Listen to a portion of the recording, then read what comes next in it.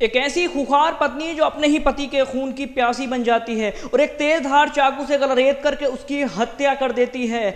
और इतने में भी उसका दिल नहीं भरा तो अपने ही पति के 4 टुकड़े करके अपने ही किचन में उसको दफना डाला। आखिर क्या थी ऐसी वजह, क्यों एक पत्नी ने ऐसा कदम उठाया और अपने ही पति की खून की वो प्यासी बन बैठी और अपने ही किचन में उसको दफना डाला। चलिए जानते हैं पूरा मामला। तो दिल थाम कर सुनना। ये कहानी की शुरुआत होती है गोंडा में रहने वाले 30 वर्षीय रईस शेख नाम से, जिसकी 2012 में तकरीबन से 9 साल पहले शाहिदा नाम की एक लड़की से शादी होती है। और शादी होने के बाद सब कुछ ठीक ठाक चल रहा था। अब उनके 2 बच्चे भी हो चुके थे। लेकिन इसी बीच रईस को काम के सिलसिले में मुंबई आना पड़ जाता है और वो साथ में अपनी बीबी और अपने दोनों बच्चों को भी ले आता है। और यहाँ आकर रईस एक कपड़े की दुकान में नौकरी करने लग जाता है और उसकी पत्नी शाहिदा अपने ही घर पे रहने लगती है। अपनी पत्नी को अकेला घर पे छोड़कर रईस ने बहुत बड़ी गलती कर दी। यही बन जाती है उसकी मौत की वजह। जी हाँ, उसकी पत्नी घर पर अकेली रहती है और उसकी एक पड़ोस में रहने वाले अमित नाम के शख्स से दोस्ती हो जाती है और ये दोस्ती प्यार में बदल जाती है। और प्यार इतना परवान चढ़ता है कि हल्के हल्के यानी कि कुछ दिनों बाद रईस को भी इसकी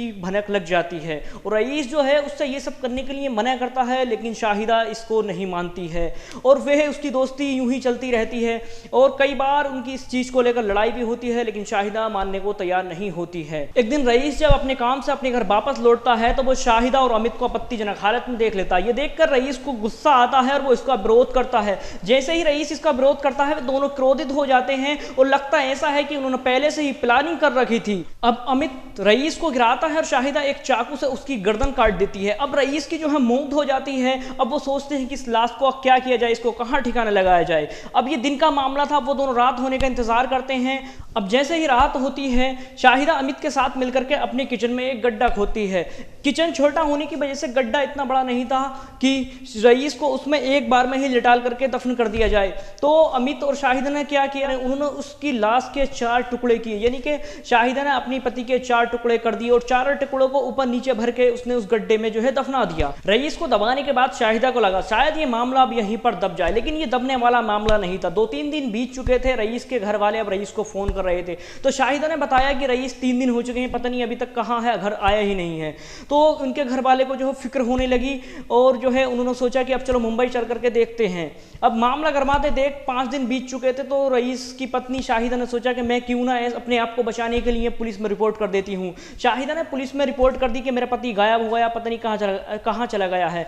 अब इसी बीच उसका भाई अनीस, यानी कि 5 दिन हो चुके थे, अनीस भी मुंबई चला गया और अपने भाई की खोजबीन शुरू कर दी। लेकिन उसका भाई का कोई सुराग कहीं नहीं मिल रहा था। 5-6 दिन से ज़्यादा हो चुके, सब परेशान थे, लेकिन रईस का कोई पता नहीं चल रहा था। रईस के ना मिलने की वजह से सब में एक गम का माहौल था। अनीस भी काफ़ी मायूस था। लेकिन इसी बीच रईस की एक 6 साल की बेटी थी जो सब कुछ होता हुआ देखा था, यानी कि उसने अपने बाप को कत्ल होता हुआ देखा था। उसने अपने चाचा अनीस को बताया कि मम्मी ने पापा को काट दिया है और अपने ही किचन में दफन कर दिया है। अनीस को जब पता चला कि उसकी भाभी ने उसके भाई का खून किया है तो उसने पुलिस थाने में उसकी रिपोर्ट कराई। जब शाहिदा से पूछताछ की गई तो पहले तो उसने इनकार किया, लेकिन जब किचन को खोद कर देखा गया तो सच में ही वहां पर रईस की लाश पड़ी थी। जब रईस की लाश किचन से बरामद कर ली गई तो पुलिस ने शाहिदा से पूछताछ की तो फिर शाहिदा ने सारा अपना जुर्म कबूल कर लिया और उसने बताया कि यह मेरे और अमित के बीच में आ रहा था, इसलिए हमने इसको रास्ते से हटा दिया। अब सारा मामला क्लियर हो चुका था। पुलिस ने अमित और शाहिदा दोनों को गिरफ्तार कर लिया और दोनों को जेल भेज दिया। लेकिन सवाल अब भी बनता है कि क्या एक पत्नी को ऐसा करना चाहिए था?